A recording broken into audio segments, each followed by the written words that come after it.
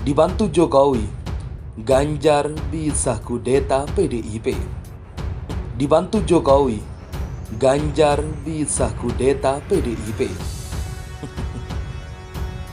Ya, partai politik berbeda-beda, jadi menurut saya sah-sah saja.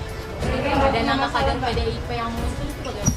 Ya, di PDI Perjuangan sesuai dengan amanat Kongres bahwa nanti yang akan menjadi baca pres adalah merupakan hak prerogatif dari Ketua Umum. Jadi semua kader partai yang nantinya akan diberikan amanah oleh Ibu Ketua Umum sesuai dengan hasil Kongres, itulah yang akan menjadi baca pres dan capres dan cawapres dari PDI Perjuangan.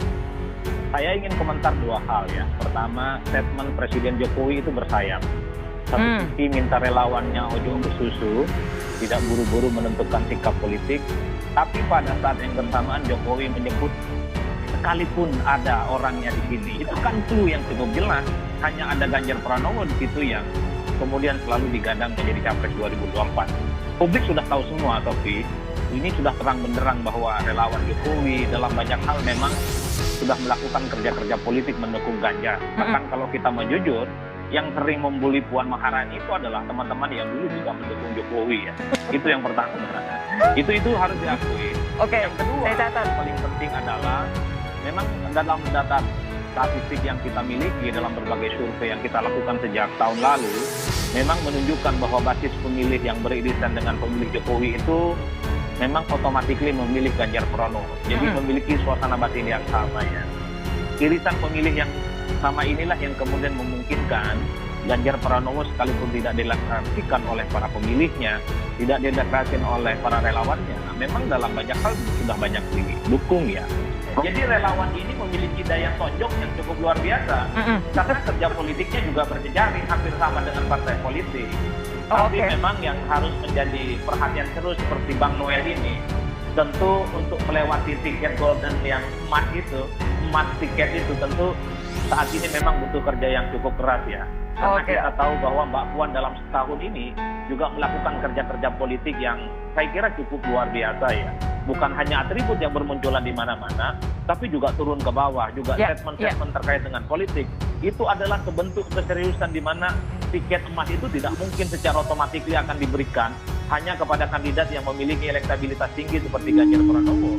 Puan ingin menegaskan kepada publik, selain darah biru, selain terah politiknya Soekarno, Puan adalah orang yang juga sangat layak untuk diperhitungkan mendapatkan tiket itu. Makanya the end of the day-nya, di antara dua kandidat ini yang sama-sama melakukan kerja politik antara Puan dengan Ganjar, pasti keputusan tertingginya ada di Megawati Soekarno Putri yang tentu saja akan menggunakan kalkulasi politik rasional. Akan mengusung siapa yang akan memenangkan pemilu 2004 yang akan datang. Ada sinyal dukungan Presiden Jokowi kepada Gubernur Jawa Tengah, Ganjar Pranowo. Untuk maju Pilpres 2024 mengundang banyak spekulasi, salah satunya kemungkinan PDIP diintervensi untuk mencapreskan Ganjar.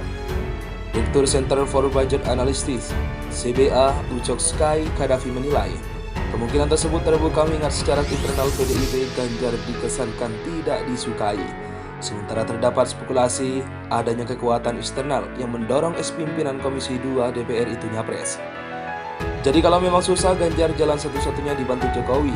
Kalau lobby-lobby gagal, ya kudeta, diacak-acak Ganjar lewat Jokowi atau dibantu kekuasaannya lebih besar untuk mengacak-acak PDIP. Kata Ucok di Jakarta pada Jumat lalu. Analisis Ucok, sulit bagi Ganjar untuk dijalankan dalam Pilpres oleh PDIP. Pengaruh Jokowi di PDIP juga tidak cukup kuat, sehingga lobby-lobby internal diyakini bakal macet atau tidak mendapatkan titik temu. Dengan begitu, terbuka potensi Jokowi mengudeta PDIP dan merebut kursi Ketua Umum PDIP yang sudah telah dijabat Megawati Soekarno Putri sejak 1999 yang lalu. Sementara Ganjar tidak memiliki momentum seperti Jokowi yang pada akhirnya diusul sebagai capres dalam 2 kali pemilu. Ucok menunjukkan lemahnya posisi Jokowi dan Ganjar dalam internal PDIP disebabkan keduanya bukan kader yang loyal. Hal ini yang membuat pengaruh Jokowi dan Ganjar secara internal lemah. Ganjar dicurigai tidak berkomitmen ke PDIP. Artinya watak Ganjar dan Jokowi sama, jadi sangat sulit kembali memilih Ganjar, kecuali keduanya mengkudeta, pungkasnya. Elektabilitas dari Gubernur Jawa Tengah Ganjar Pranowo memang menempati posisi teratas menurut hasil lingkaran survei Indonesia DNIJA. Mengutip berita jakarta-poskota.co.id, dalam hasil survei LSI DNIJA, Ganjar Pranowo menempati posisi kedua dengan perolehan suara 23,5% di bawah Prabowo Subianto dan unggul atas Gubernur DKI Jakarta Anies Baswedan. Hal tersebut yang membuat peneliti LSI DNIJA Ardian Sopa mengatakan sangat berpotensi jika orang nomor 1 di Jawa Tengah itu diusung sebagai Capres 2024 mendatang, tak terkecuali dari PDIP. Sayangnya terdapat beberapa kondisi yang dinilai tidak menguatkan Ganjar untuk diusung partainya, yakni PDIP. Salah satunya yakni Ganjar menurut Ardian bukanlah figur yang memiliki kekuatan yang di partai, dalam kata lain hanya anggota partai. Tak hanya itu, jabatan Ganjar menjadi Gubernur Jawa Tengah juga akan paripurna pada 2023 mendatang. Sungguh pun Ganjar nomor 2 ia juga tidak menguasai partai dan jabatan gubernurnya selesai pada bulan September 2023, beber Ardian. Namun Ardian menyebutkan PDIP atau koalisi dari gabungan partai lain mengusung Ganjar menjadi presiden dan berhasil memenangkan Pilpres. Maka bukan tidak mungkin jabatan Ketua Umum PDIP selanjutnya akan dipegang Ganjar Pranowo.